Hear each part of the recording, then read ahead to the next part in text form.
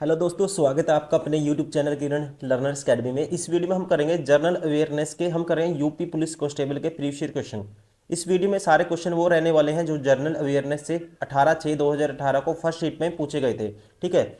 और ये बुक भी आती है हमारी दोस्तों किरण पब्लिकेशन की, इसमें सारे के सारे क्वेश्चन आपको मिल जाएंगे। ठीक है। टोटल 32 सेट है, इसमें सारे क्वेश्चन आपको मिल जाएंगे। यहाँ से आपका सारा पैटर्न कवर हो जाएगा जो यूपी पुलिस में पूछा जाता है। ठीक है। इस वीडियो को भी स्टार्ट करते हैं, सारे क्वेश्चन कवर करेंगे जनरल अवेयरनेस के इस पेपर के।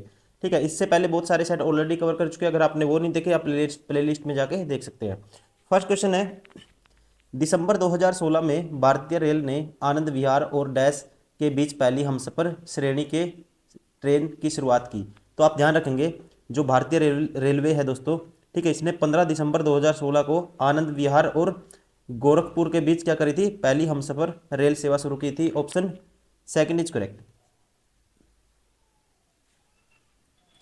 क्वेश्चन नंबर 2, प्रसिद्ध सूफी संत शेख सलीम चिश्ती का दरगाह उत्तर प्रदेश के डैश में स्थित है।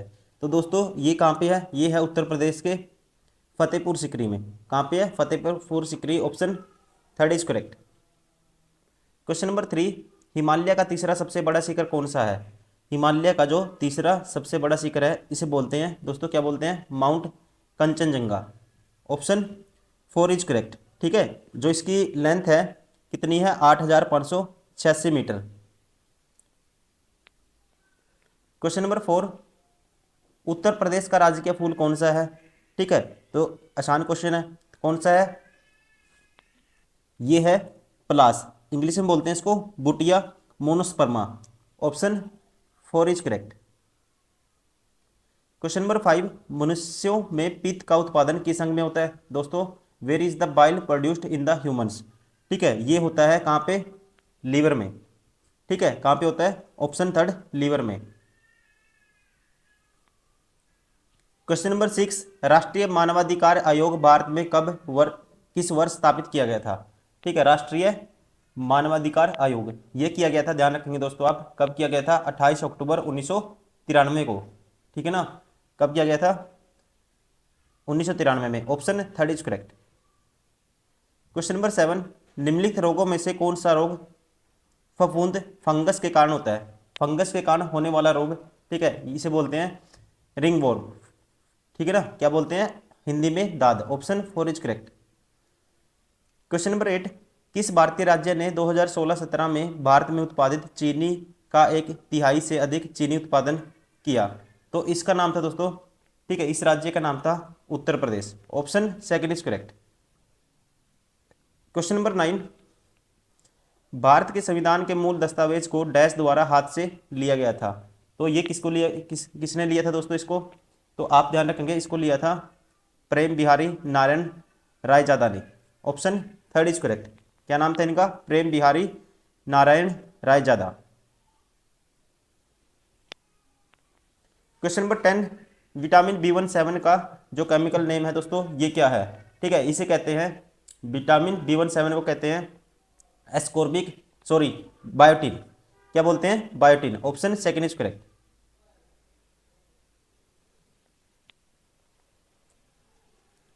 क्वेश्चन नंबर 11, हॉकी दिग्गज मेजर ध्यानचंद का जन्म कहाँ हुआ था। ठीक है, मेजर ध्यानचंद का जन्म दोस्तों 29 अगस्त 1905 कहाँ हुआ था, इलाहाबाद में। ठीक है, ये हुआ था इलाहाबाद में। Option 4 is correct. Question number 12, Munshi Premchand का जन्म कहाँ हुआ था। मुंशी प्रेमचंद का जन्म, ध्यान रखेंगे आप, 31 जुलाई 1880 को वाराणसी के निकट स्थित एक गांव लम्ही में हुआ था। ठीक है, ऑप्शन 4 इज करेक्ट। किसके अंदर आता था ये लम्ही गांव, वाराणसी के अंदर। ठीक है, option 4 is correct. Question number 13, निम्नलिखित में से कौन सा उत्तर प्रदेश का सबसे पुराना विश्वविद्यालय है। ठीक है, तो ये है दोस्तों 1875 में स्थापित अलीगढ़ मुस्लिम विश्वविद्यालय। ठीक है, सबसे पुराना। Option first is correct. कब बना था ये, 1875। क्वेश्चन नंबर 14, उत्तर प्रदेश के किस शहर को पूर्व का ग्रास के नाम से जाना जाता है। ठीक है, पूर्व का क्या बोलते हैं, पूर्व का ग्रास। तो ये है दोस्तों, इसका नाम है, ध्यान रखेंगे, क्या, कनौज। क्या नाम है, Kannauj. Option 4 is correct. Question number 15, किस पड़ोसी देश को land of the thunder dragon कहा जाता है। ठीक है, किस पड़ोसी देश को land of the thunder dragon कहा जाता है? इसका नाम है दोस्तों क्या है? भूटान। ठीक है, भूटान को कहते हैं land of the thunder dragon. Question number 16, 2017 में कजुआ इशिगुरो को किस विधा में नोबेल पुरस्कार मिला था? ठीक है, इनको मिला था, ध्यान रखेंगे आप दोस्तों। ठीक है, 2017 का जो साहित्य नोबेल पुरस्कार अंग्रेजी लेखक किसको मिला था? काजुओ इशिगुरो को दिया गया था। और किसमें? ऑप्शन फॉर साहित्य। क्वेश्चन नंबर 17, पाकिस्तानी सीनेट में विपक्ष की पहली महिला नेत्री कौन थी? ठीक है, who is the first women leader of the opposition in the Pakistan senate? तो ये थी, इनका नाम था शेरी रहमान। क्या नाम था? शेरी Rahman. Option third is correct. Question number 18, Sikar तकनीक के साथ भारत की क्रूज मिसाइल कौन सी है? सीकर तकनीक के साथ जो भारत की क्रूज मिसाइल है, इसका नाम है दोस्तों, ठीक है, ऑप्शन थर्ड ब्राह्मोस। ठीक है, ब्राह्मोस भी बोलते हैं इसको इंग्लिश में। ठीक है, option third is correct. Question number 19, Bharat और पाकिस्तान के बीच कितनी पार सीमा ट्रेन चलती हैं? कहता है how many trans border train operate between India and Pakistan? Option third दोस्तों, ऑप्शन थर्ड सेकेंड। ठीक है, मतलब कि दो। कितनी चलती है? भारत और पाकिस्तान में वर्तमान में केवल दो ट्रांस ट्रेन चलती हैं। ठीक है, एक तो समझौता एक्सप्रेस और दूसरी कौन सी है? थार एक्सप्रेस। क्वेश्चन नंबर 20, हाल ही में एक वैश्विक डेटा चोरी अपराध में किस कंपनी का नाम आया था? तो उस टाइम ये क्वेश्चन पूछा गया था दोस्तों, और इस कंपनी का नाम था कैम्ब्रिज एनालिटिका। ठीक है, क्या नाम था? Cambridge Analytica. Option four is correct. Question number 21, 15वीं रूस भारत चीन त्रिपक्षीय विदेश मंत्रियों की बैठक दिसंबर 2017 में डैश में हुई थी? तो ये हुई थी कहाँ पे? नई दिल्ली में। Option four is correct. Question number 22, Bharat में ब्रिटिश शासन का बड़े पैमाने पर विस्तार सहायक संधियों के माध्यम से हुआ, जो गवर्नर जनरल डैश के शासनकाल में शुरू की गई थी। तो ध्यान रखेंगे, उस टाइम गवर्नर जनरल दोस्तों कौन थे? Lord Wellesley. ठीक है, ये रहे थे 1798 से लेकर 1805 तक। Option third is correct. Question number 23, गुरु गोविंद सिंह की मृत्यु के बाद गुरु की सनसता समाप्त हो गई और सिखों का नेतृत्व उनके विश्वसनीय शिष्य डैश को सौंप दिया गया था। तो इनका नाम था बंदा बहादुर। क्या नाम था? Banda Singh Bahadur. Option second is correct. Question number 24, Pakistan नाम सबसे पहले डैश द्वारा गढ़ा गया था? तो इस नाम को गढ़ने वाले कौन थे दोस्तों? इनका नाम था चौधरी रहमत अली। ठीक है, क्या नाम था? चौधरी रहमत Ali. Option third is correct. Question number 25, Rabindranath Tagore ने अपनी नाइटहुड की उपाधि डैश के विरोध में छोड़ दिया? ठीक है, इन्होंने जो नाइटहुड की उपाधि थी दोस्तों, किसके विरोध में छोड़ दी थी? जलियांवाला बाग नरसंहार जो हुआ था 13 अप्रैल 1919 को। क्वेश्चन नंबर 26, गोदावरी नदी का उद्गम स्थल डैश राज्य में है? गोदावरी नदी का जो उद्गम स्थल है दोस्तों, कहाँ पे है? ध्यान रखेंगे, महाराष्ट्र में नासिक के निकट त्र्यंबकेश्वर में पश्चिमी घाट के ब्रांगिरी पर्वत से निकलती है। ठीक है, ऑप्शन कहाँ से? ऑप्शन के according Maharashtra. Question number 27, Bharat की सबसे बड़ी मीठे पानी की झील कौन सी है? ठीक है, मोस्ट फेमस क्वेश्चन है, बार बार पूछा जाता है दोस्तों। इस झील का नाम है वुलर झील। ठीक है ना, वुलर झील भारत की सबसे बड़ी ताजा जल की क्या है? ताजे जल की क्या है? झील माना जाता है इसको। Option four is correct. Question number 28, Bharat संविधान में कानून बनाने की निर्धारित प्रक्रिया काफ़ी हद तक डैश के संविधान द्वारा प्रभावित है दोस्तों। तो ये किससे प्रभावित है? ये है प्रभावित Japan. Option third is correct. ठीक है, तो ये किससे प्रभावित है? जापान के संविधान से काफ़ी से प्रभावित है। Option third is correct. Question number 29, शिक्षा का अधिकार आरटीआई अधिनियम वर्ष डैश में भारत की संसद द्वारा अधिनियम किया गया था?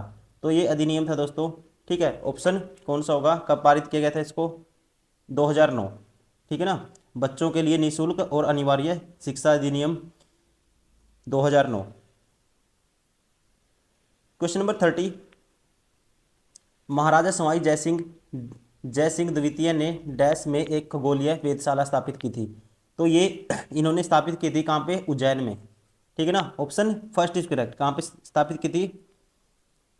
उज्जैन में, ठीक है, ऑप्शन के अकॉर्डिंग उज्जैन में। ध्यान रखेंगे महाराजा सवाई जय सिंह ने दिल्ली, मथुरा, वाराणसी, उज्जैन और जयपुर में, ठीक है, 5 वेधशाला इन्होंने बनवाई थी, मुख्य रूप से जो भारतीय खगोल विज्ञान पर निर्भर, और इन इमारतों का उपयोग ग्रहण और अन्य खगोलीय घटनाओं का सटीक भविष्यवाणी करने के लिए किया जाता था, ठीक है। और इनमें से जयपुर स्थित केवल एक ही वेधशाला परिचालन है, ठीक है, कौन सी? जयपुर स्थित। तो ये ऑप्शन के अकॉर्डिंग दोस्तों कहाँ पे खगोलीय वेधशाला स्थापित की? इनमें से उज्जैन में। Option first is correct. Question number 31, union टीकाकरण कार्यक्रम के रूप में केंद्रीय स्वास्थ्य मंत्रालय ने डैश के विरुद्ध दोहरे संरक्षण के लिए एकल टीके का शुभारंभ किया। तो इसका किसके लिए था दोस्तों? ये था, ध्यान रखेंगे आप, खसरा और rubella. Option first is correct, ठीक है। कब हुई थी इसकी शुरुआत? 5 फरवरी 2017 में।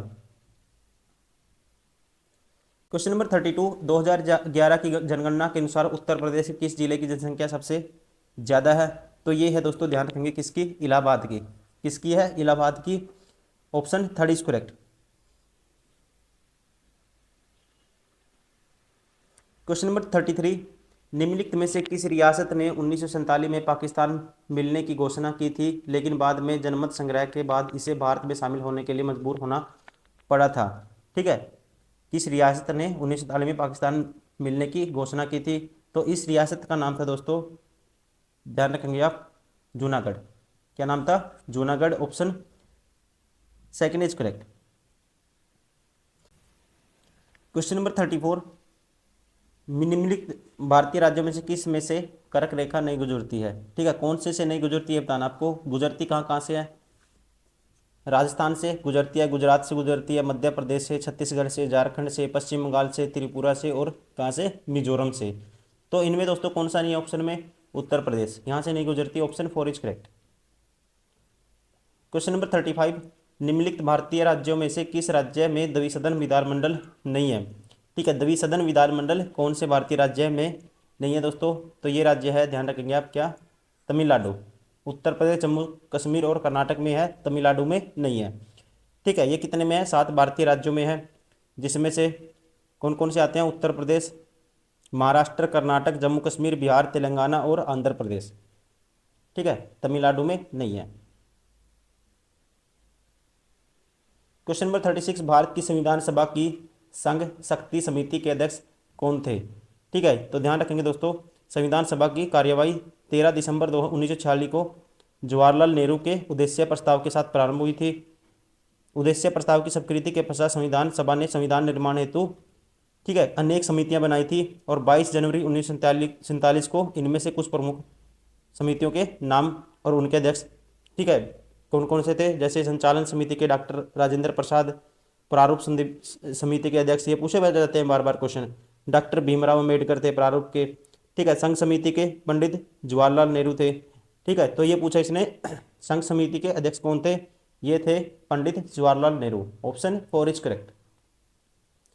क्वेश्चन नंबर 37, प्राचीन गणित पुस्तक गणित सार संग्रह डैश द्वारा लिखी गई थी? तो इसको लिखा था, ठीक है, इनका नाम था महावीराचार्य। किसने लिखा था? महावीराचार्य ने। Option second is correct. Question number 38,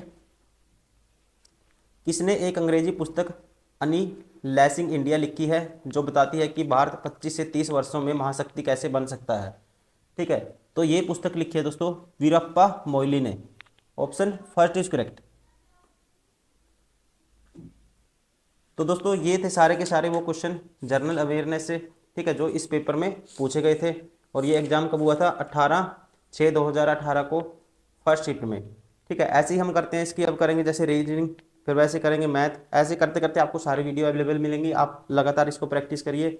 PIQ से बेस्ट कुछ नहीं आपके लिए। यहाँ से आपका सिलेबस भी रिवाइज होगा और आपकी क्वेश्चन सोल्व करने की स्पीड भी बनेगी। एक आपके कॉन्सेप्ट भी क्लियर होंगे, किस किस टाइप के क्वेश्चन पूछे जा रहे हैं आपको वो भी पता लगेगा। तो इस वीडियो में दोस्तों इतना ही। नेक्स्ट वीडियो में करेंगे, नेक्स्ट सेट में हम करेंगे रीजनिंग, फिर मैथ, ठीक है, ऐसे ही फिर हिंदी। ऐसे करते करते हम आपको पूरा PYQ, ये बुक आती है, इसका पूरा वीडियो सोल्यूशन अवेलेबल कराएंगे। ठीक है, thank you, bye bye, take care.